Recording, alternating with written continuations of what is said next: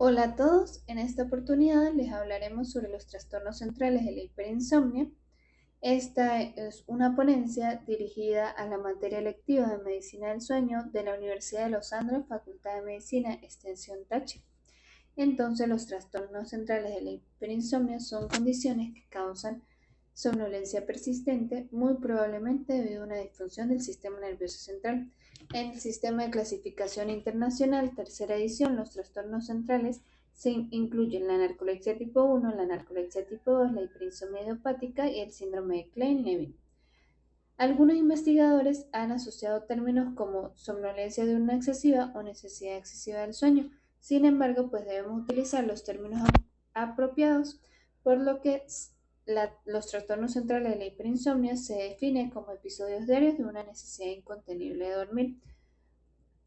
Y este término abarca los síntomas de la necesidad excesiva de dormir y la somnolencia diurna excesiva, que sería la incapacidad para permanecer despierto durante el periodo normal de vigilia del día. Por el contrario, la hiperinsomnia se deriva de la palabra griega hiper, que significa sobre, y somnus, dormir. Por lo tanto, debería referirse a una necesidad o tendencia a un aumento de la cantidad del sueño durante 24 horas. En estas vamos a encontrar la narcolepsia.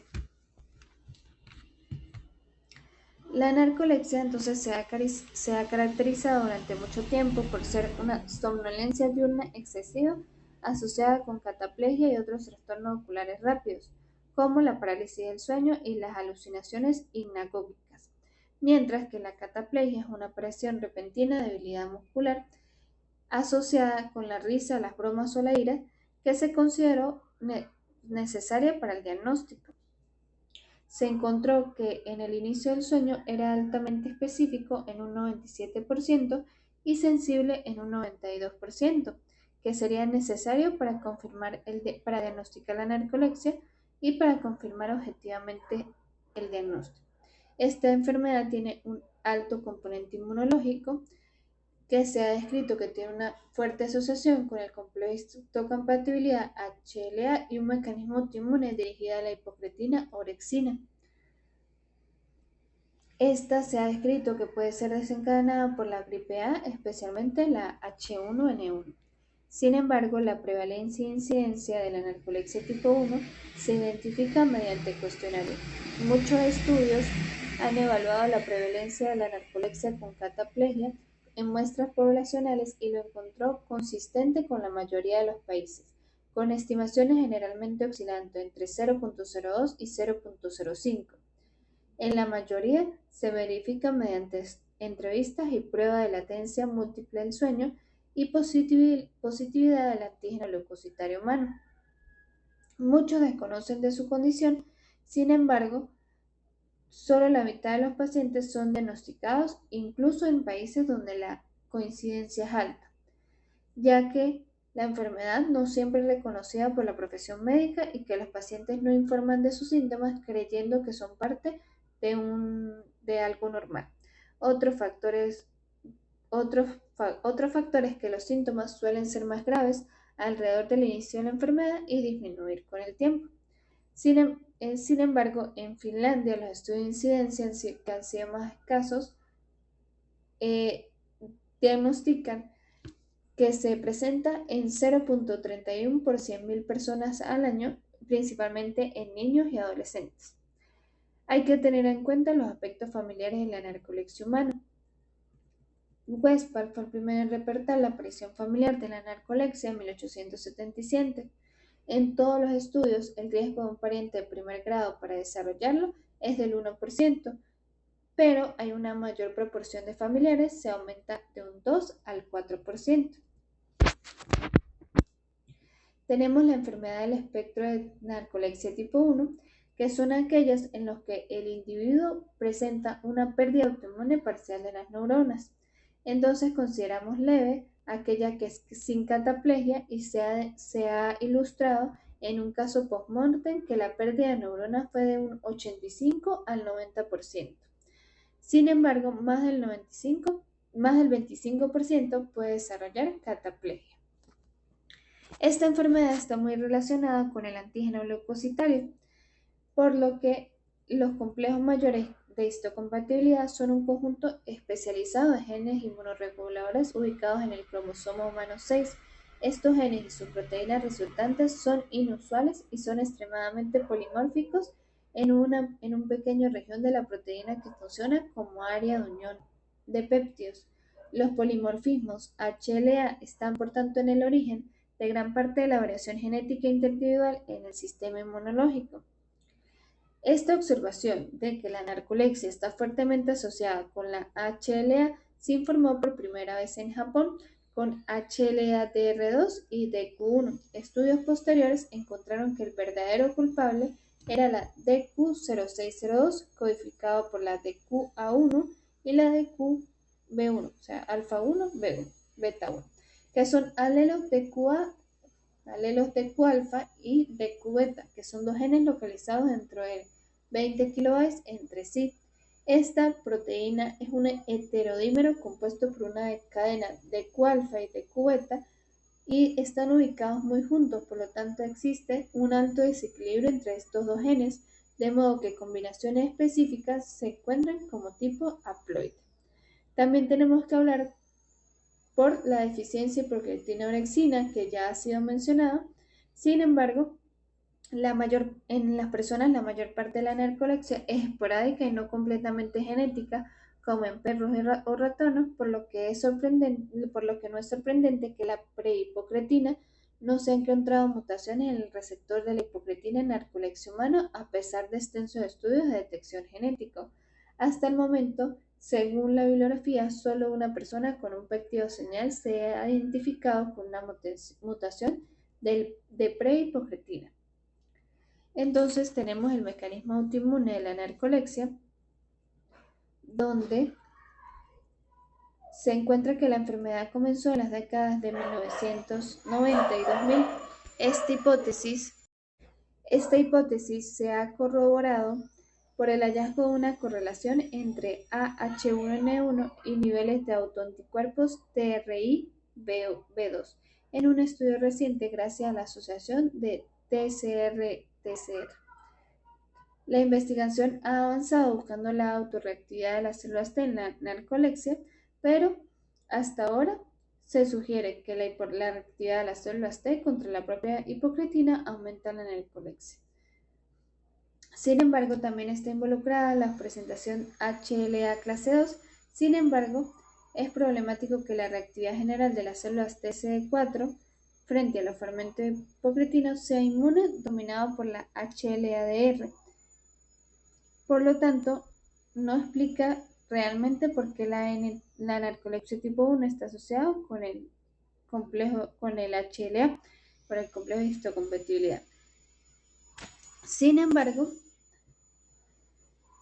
como ya había comentado, la asociación de esta enfermedad con la gripe A o especialmente la H1N1 implica un proceso en el cual las células TCD4 dirigidas a secuencias de péptidos de la gripe específicos van a reaccionar de forma cruzada con el péptido de la hipocretina con reclutamiento posterior de las CD8 positivas. Estas células T matan las neuronas de hipocretina.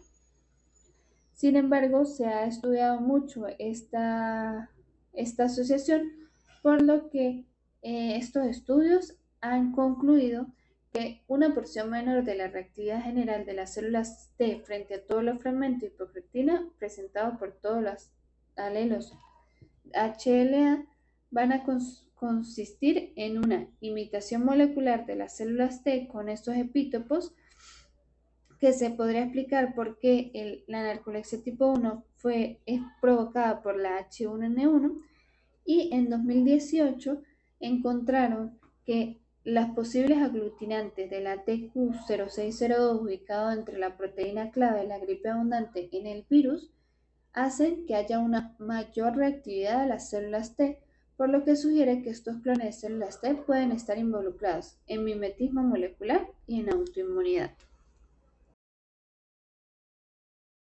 En cuanto al diagnóstico y manejo de la narcolepsia, la Clasificación Internacional del Sueño divide los trastornos de narcolepsia en narcolepsia tipo 1 y narcolepsia tipo 2. La pentada clásica de estos síntomas incluye somnolencia diurna excesiva, más cantidades variables de cataplegia, parálisis del sueño, alucinaciones y alteraciones del sueño nocturno. Todas las personas con narcolepsia tienen somnolencia diurna excesiva, pero solo alrededor de una cuarta parte de ellos tienen los 5 síntomas. Para hablar de la somnolencia, la mayoría de las personas con narcolepsia tienen episodios de sueño no deseados varias veces al día, generalmente durante periodos monótonos y sedentarios o después de una comida copiosa, pero en ocasiones las personas tienden a quedarse dormidos cuando están completamente involucrados en una tarea diaria. La duración del sueño puede variar desde unos pocos segundos hasta horas, dependiendo de la situación y la hora del día. Muchas personas con narcolepsia toman intencionalmente una o dos siestas breves, de 15 a 30 minutos cada una, y se siente alerta durante la siguiente 1 o 2 horas. Por otra parte, la cataplexia ocurre en un 60-70% de las personas con narcolepsia. Se trata de episodios de disminuciones abruptas y transitorias del tono muscular, más frecuentemente provocado por emociones fuertes como la risa, ira y sorpresa. La cataplexia también puede ser inducida por un sentimiento de euforia al escuchar música, leer un libro o mirar una película, pero una cierta intensidad de la emoción asociada, provocada por la abrupta nueva situación, y es un elemento importante. Si se trata de las extremidades superiores, el paciente puede quejarse de torpeza, informando actividades como dejar caer vasos o platos o derramar líquidos al sorprenderse y reírse. Por otra parte, encontramos la parálisis del sueño, donde ocurre al quedarse dormido o al despertar de dormir. Es probable que los síntomas ocurran durante las transiciones del estado de vigilia del sueño REM y representan una combinación de atonía del sueño REM con la conciencia de desvelo. Las personas con narcolepsia pueden sentirse despiertas pero paralizadas, incapaces de mover las extremidades, hablar o incluso respirar profundamente. El paciente es plenamente consciente de la enfermedad y puede recordarlo completamente más tarde. Este estado puede ir acompañado de alucinaciones en muchos episodios de parálisis del sueño, pero especialmente en la primera aparición. El paciente puede experimentar ansiedad. En cuanto a las alucinaciones, estas pueden ocurrir ya sean auditivas, visuales o táctiles, vividas y a menudo desagradables al inicio del sueño o al despertar, durante las siestas diurnas o nocturnas. Estas alucinaciones transitorias están relacionadas con el sueño, pueden reflejar probablemente un estado de vigilia mezclada con las imágenes oníricas del sueño REM. Las alucinaciones visuales pueden ser conscientes o imágenes amenazantes, es decir, figuras aterradoras, así como formas simples como colores, círculos, partes de objetos que son constantes o que cambian de tamaño. También encontramos los sueños y las pesadillas. En este caso, las personas con narcolepsia suelen tener pesadillas vividas, sueños y sueños lúcidos.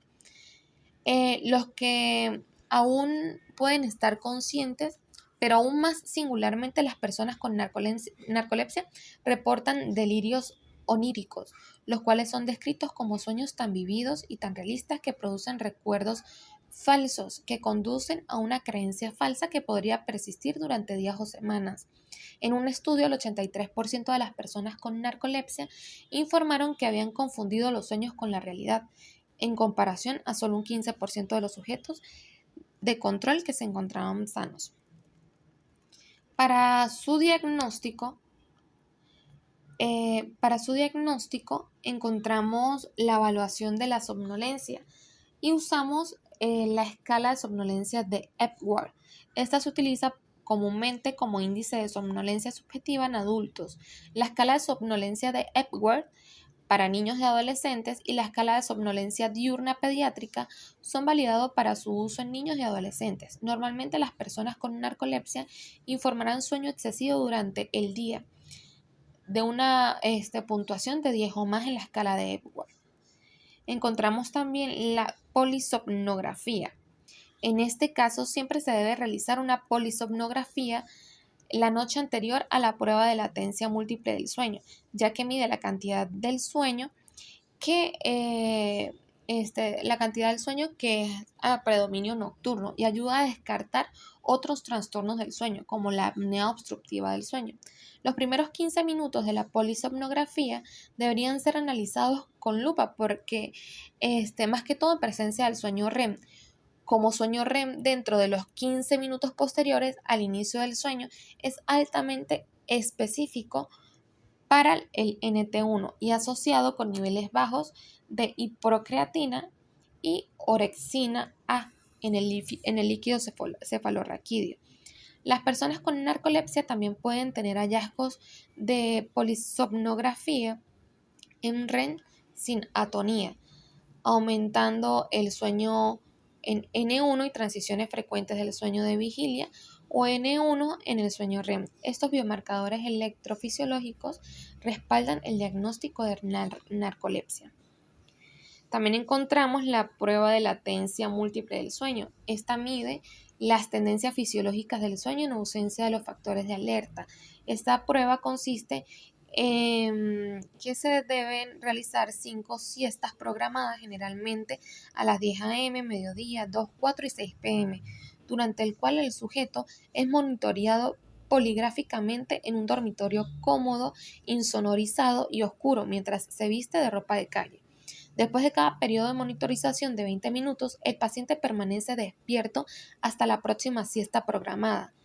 Puntos finales principales son la latencia de cada siesta, la latencia media del sueño en todas las siestas y la presencia del sueño REM durante las siestas. Generalmente se considera que una latencia media de inicio del sueño inferior a 8 minutos es un diagnóstico de somnolencia. Los mayores a los 10 minutos se consideran normales. En cuanto al tratamiento, encontramos que el objetivo de todos los enfoques terapéuticos es optimizar el control de los síntomas de la narcolepsia y permitir de esta manera que el paciente tenga una experiencia completa, además de una vida personal y profesional normal. También encontramos los enfoques conductuales, donde son un aspecto importante del tratamiento de la narcolepsia, ya que la somnolencia diurna suele mejorar de 1 o 2 horas después de una siesta diurna de 15 a 20 minutos. Y algunas personas con narcolepsia se benefician de 2 siestas. Además, otros objetivos importantes del tratamiento conductual incluyen mantener un horario regular de sueño y vigilia y evitar cambios frecuentes de zona horaria y practicar una buena higiene del sueño. Ahora hablaremos acerca de la hipersomnia idiopática. Este término se utilizó ya en 1829 por somnolencia diurna excesiva de origen indeterminado. Ya a finales de la década de 1950, Bedrich Ross fue el primero en describir un síndrome caracterizado por una somnolencia diurna excesiva, sueño prolongado y embriaguez durante el sueño, y por la ausencia de ataques del sueño, cataplexia, sueño parálisis y alucinaciones. Los términos sueño independiente, embriaguez e hipersomnia con embriaguez dormida fueron sugeridas inicialmente. En cuanto a la epidemiología, a falta de estudios sistemáticos, la prevalencia exacta y la incidencia de hipersomnia idiopática sigue siendo desconocida. Algunos informes sugieren que los pacientes con hipersomnia idiopática representan solo alrededor del 1% de los pacientes atendidos en centros neurológicos del sueño y son de 5 a 10 veces menos comunes que las personas con narcolepsia. Por lo tanto, la prevalencia de la hipersomnia idiopática en la población general puede estimarse que aproximadamente del 50 por millón de personas, una cifra muy inferior a los 300 a 600 por millón de personas sugeridas hasta principios de la década de 1980. En grandes series publicadas, las personas con hipersomnia idiopática representan el 1% de 6.000 pacientes atendidos en un único centro respiratorio del sueño. En cuanto a su patogenia, encontramos factores genéticos y ambientales. La hipersomnia idiopática puede presentarse en familias en 1 o 2 tercios de los casos, y estos individuos tienen más probabilidades de dormir mucho tiempo. En raras ocasiones, la hipersomnia idiopática y la narcolepsia pueden ocurrir en la misma familia. Un modo de herencia autosómico dominante se ha discutido y las mujeres pueden verse afectadas con mayor frecuencia. Sin embargo, no hay estudios bien realizados en el campo. En cuanto a la neuroquímica, Mopflies y sus colegas encontraron una disminución de la dopamina y ácido indolacético en pacientes con hipersomnia idiopática y con narcolepsia. Asociados encontraron desregulación del sistema dopamina en la narcolepsia y del sistema norepinefrina en la hipersomnia idiopática. Estos datos metabólicos sugieren la posibilidad de una disfunción del sistema excitación adminérgicos en la hipersomnia idiopática. En cuanto a la neurofisiología, los investigadores han planteado la hipótesis de que la somnolencia idiopática podría ser causada por alteraciones homeostáticas y circadianas del sueño, así como la actividad deficiente en los sistemas de excitación. Algunos investigadores han informado de un nivel anormalmente alto de la actividad de la onda lenta. En otro estudio, los pacientes con hipersomnia idiopática mostraron reducción de la frecuencia del patrón alterno clínico en el sueño de las ondas lentas, lo cual sugiere que el sueño de ondas lentas es más estable en la hipersomnia idiopática que en sujetos normales, pero no hay diferencias en el porcentaje de las ondas lentas del sueño. Las características clínicas: encontramos la somnolencia diurna excesiva, donde los pacientes con hipersomnia idiopática describen una somnolencia diurna excesiva diaria constante que solo rara vez provoca siestas involuntarias. Al igual que con otras formas de somnolencia diurna excesiva, el alcohol, el ejercicio, las comidas copiosas y los ambientes cálidos pueden acentuar este síndrome. En el tiempo del día, la somnolencia provoca siestas que suelen ser prolongadas, normalmente más de 1 hora. Y a diferencia de los pacientes con narcolepsia, los pacientes con hipersomnia idiopática suelen describir las siestas como poco refrescantes. Por otra parte, encontramos que estos pacientes no toman siestas, sino que son particularmente propensos a sufrir episodios de somnolencia y comportamiento automático. Durante estos episodios, los pacientes pueden mirar fijamente y tener intenciones decididas, pero inapropiadas, acciones resultantes de la somnolencia diurna excesiva. Los pacientes han informado haberse encontrado a kilómetros de sus hogares mientras conducen, así como rociar sal en su café, poner platos sucios en una secadora y encender la máquina, escribir frases incoherentes durante clase y tener ráfagas de discursos ruidosas e irrelevantes. La amnesia ante tales sucesos es común, aunque los pacientes por lo general son conscientes que han tenido uno de sus episodios de somnolencia. Por otra parte, encontramos el sueño nocturno. Este suele considerarse subjetivamente largo y sin ser molestado, generalmente con más de 10 horas de sueño. En la mayoría de las personas con hipersomnia idiopática, esta somnolencia diurna excesiva no mejora con el sueño prolongado. Al dormir sin restricciones, las personas con hipersomnia idiopática pueden informar que duermen horarios de hasta 12-19 horas diarias. Es difícil despertar a los pacientes y experimentan inercia del sueño, que es un estado de transición entre el sueño y la vigilia, marcado por un rendimiento deficiente, una vigilancia reducida y un deseo de volver a dormir. Bien, para continuar con el diagnóstico de la hipersomnia idiopática. Bueno, se han descrito dichos criterios diagnósticos, los cuales son: periodos diarios de más de 3 meses de duración con necesidad irresistible de dormir o lapsos diurnos de sueño. Asimismo, ausencia de catalepsia y menos de 2 periodos de movimientos oculares rápidos al inicio del sueño. Por otra parte, tenemos la presencia de al menos uno de los siguientes, en donde vamos a tener el test de latencia, que muestra una latencia media del sueño de 8 minutos e incluso menos. El tiempo total de sueño de 24 horas de 660 minutos o más normalmente ocurre de 12 a 14 horas en monitorización con polisomnografía de 24 horas.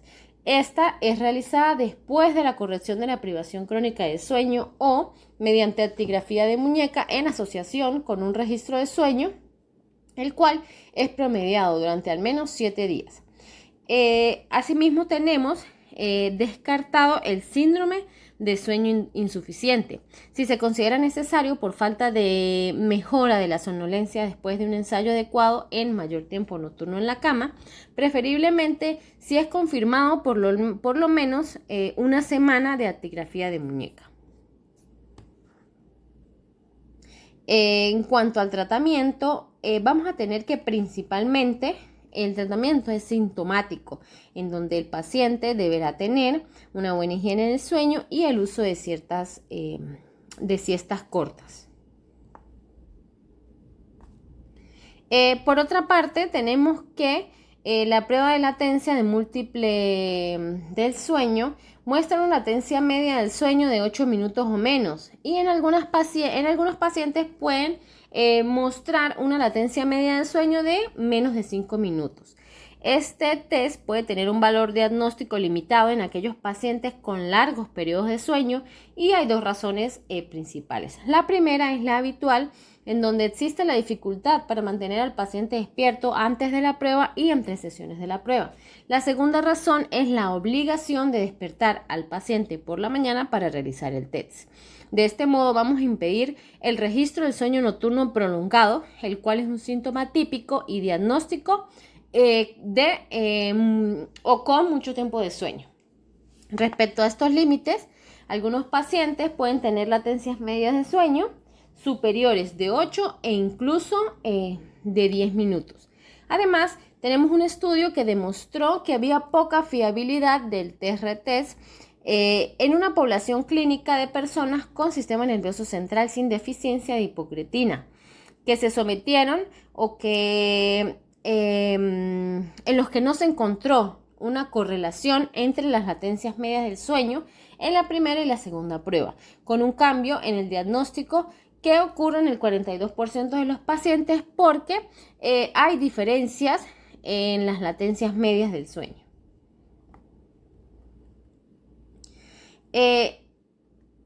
También se presenta o se describe el síndrome de Klein-Levin, el cual es una enfermedad rara que se caracteriza por episodios recurrentes de hipersomnia severa, así como los trastornos cognitivos, conductuales y psicológicos. El típico es la presentación de un adolescente que estaba completamente normal y que de un momento a otro cambia su actitud. Es algo que ocurre de repente, normalmente ocurre en un contexto de alcohol o de falta de sueño. Este paciente o este adolescente parece agotado, necesita dormir de 18 a 20 horas al día, es un paciente que se queda mudo, que simplemente responde sí o no, no es un paciente con el que se entablan conversaciones largas. El paciente por lo general duerme en su habitación a oscuras durante 1 o 2 semanas y solamente sale si tiene la necesidad de comer y pues para el uso del baño, pero inmediatamente después de esto regresa a la cama. El adolescente deja de contestar el celular, incluso deja de usar redes sociales, juegos de computadora, y después de un par de semanas, en la mayoría de los casos, el episodio finaliza con 1 o 2 días de insomnio. Entonces, este adolescente habla, pero como les mencioné, muy poco, a pesar de que la cognición y la actividad está normal. El comportamiento durante varias semanas o meses, hasta un nuevo episodio que puede volver a comenzar. Debido a que la hipersomnia es prominente, en dicho síndrome se ha clasificado entre las hipersomnias de origen central, pero muchos de los síntomas sugieren una disfunción cerebral más amplia que tal vez afecte a la corteza de asociación. Estos síntomas incluyen que el paciente puede presentar agotamiento, lentitud mental, apatía severa con pérdida de la autoactivación espontánea y una sorprendente desrealización que es percibido como desagradable. Por otra parte, en algunos pacientes, pero no en todos, los cambios de comportamiento pueden presentarse de distintas formas de desinhibición, similar a las que ocurren a la disfunción del lóbulo frontal, en donde incluyen que el paciente se vuelve grosero, que se empieza a tener comportamientos, digamos, extraños, con ingesta voraz de ciertos alimentos u ofertas sexuales abiertas que son inapropiadas. El estado de ánimo es un paciente que se encuentra triste, con una cara típicamente inexpresiva, y posiblemente las alucinaciones y los delirios paranoicos sean otros. Más que los síntomas psiquiátricos, las imágenes cerebrales funcionales ahora son una herramienta de investigación ampliamente usada en dicho síndrome, tanto en episodios como durante ellos. Esto realmente resulta ser un desafío y se muestra persistente, actividad reducida principalmente en la corteza asociativa parietotemporal y mesotemporal, aunque se desconoce la causa, pero en cuanto a la historia, se encuentran informes que sugieren que dicho síndrome en el siglo XIX, Klein informó sobre 9 pacientes con hipersomnia, 2 que presentaban el aumento de la ingesta de alimentos y 1 con hipersomnia ligada a la menstruación. Por otra parte, en 1936, Levin enfatizó la asociación de la somnolencia periódica con el hambre mórbida en un solo paciente. Por otra parte, en 1942, Chrisley acuñó el apónimo del síndrome de Klein-Levin y afirmó que el género masculino iniciaba en la adolescencia esta hipersomnia periódica. La compulsión de comer, la remisión espontánea fueron características de dicho síndrome, la cual fueron descartadas, como se creía anteriormente, como dudosa a la mujer denunciada anteriormente en algunos casos y los pacientes sin hiperfagia. Su opinión prevaleció hasta que una serie de mujeres con numerosos casos se reportaron y se concluyó que estos pacientes incluso podían presentarse sin hiperfagia. En cuanto a las características clínicas, se indican los criterios internacionales para el diagnóstico, en donde vamos a tener que la enfermedad suele ser recurrente remitente, los episodios comienzan abruptamente, es decir, en pocas horas, y en la mitad de los casos puede ser progresivamente, es decir, en el transcurso de pocos días. En algunos pacientes, frecuentemente, experimentan algo de insomnio y de euforia leve durante 1 a 3 noches, aunque no es el caso cuando el final es gradual. Los episodios duran una media de 13 días y ocurren cada 3 meses en promedio. Asimismo, es importante destacar que se observan episodios prolongados de más de un mes en 1/3 de los pacientes que duran un día o incluso algunas horas y desaparecen después de dormir. Los síntomas siempre están presentes durante el episodio completo, mientras que en otros pacientes pueden durar solo lo que vendría siendo muy poco tiempo. En cuanto a la duración de la enfermedad, para hablar más específicamente, tenemos que los episodios tienden a ser menos frecuentes y luego desaparecen con el tiempo. La mayoría de los adolescentes afectados no tienen más episodios alrededor de los 30 años.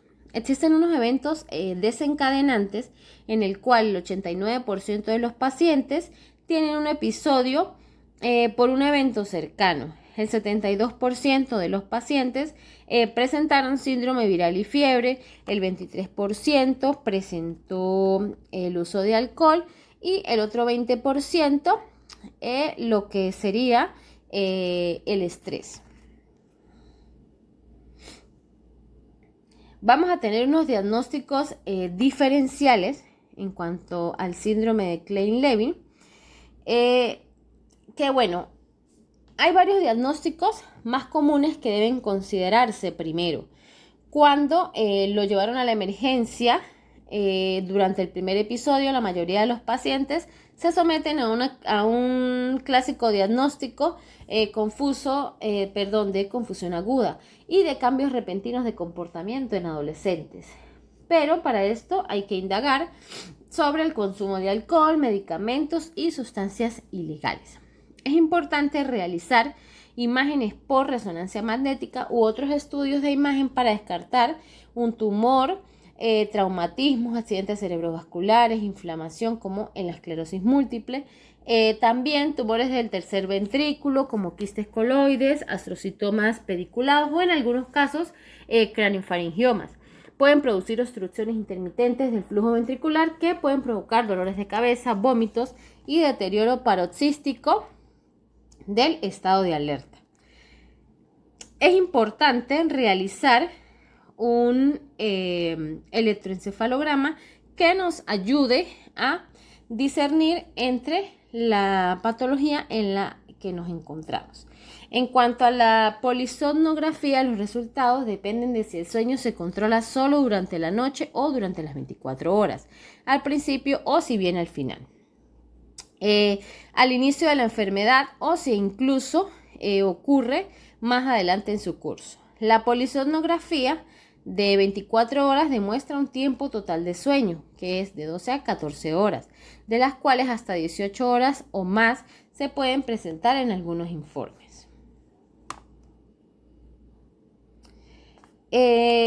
Para continuar con el síndrome de Klein-Levin, tenemos la patogénesis, la cual es la desrealización, la apatía y la desinhibición sugieren una función alterada de la corteza de asociación, posiblemente la disfunción del tálamo, el hipotálamo y el prosencéfalo basal, el cual va a contribuir sobre la hipersomnia.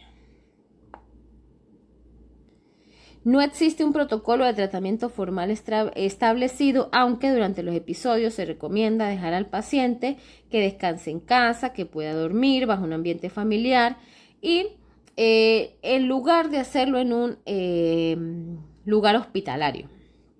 Por otra parte, despertar o estimular al paciente puede ser incluso inútil e incluso doloroso. Se debe prohibir terminantemente conducir durante los episodios, ya que la somnolencia puede generar daños mayores y el comportamiento automático y la percepción alterada aumentan el riesgo de un accidente automovilístico o un accidente de carretera. En cuanto a la epidemiología, vamos a resaltar que se considera una enfermedad extremadamente rara con una prevalencia de 3 a 4 por 1 millón de habitantes, una incidencia anual de 0.3 casos y se ha descrito en todos los continentes y en la mayoría de los países. Mientras los casos fueron reportados inicialmente con frecuencia en Israel, también se reportaron casos en poblaciones judías en Estados Unidos. El inicio más joven de la enfermedad es a los 4 años, mientras que el mayor hasta de unos 82 años.